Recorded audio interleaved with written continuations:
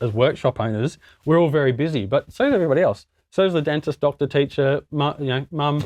They've all got busy lives, and that extra 20 minutes they have to take out of their day to ring up, go through that process. It's not efficient for them. It's not efficient for us. So that's what we need to be doing. And you look at the hospitality industry, and a lot of people are booking restaurants and seats at restaurants at 10:30, 11 o'clock in the morning, not 10 minutes before they rock up.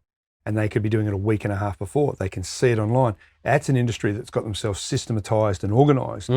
So what you're saying is falling in line with what the customers expect outside of the automotive industry as well. Well, I think the key point that you've hit on there is the whole world is changing. This isn't specific to any particular industry. It's hospitality. It's booking the doctor, the dentist, our appointments, our consults.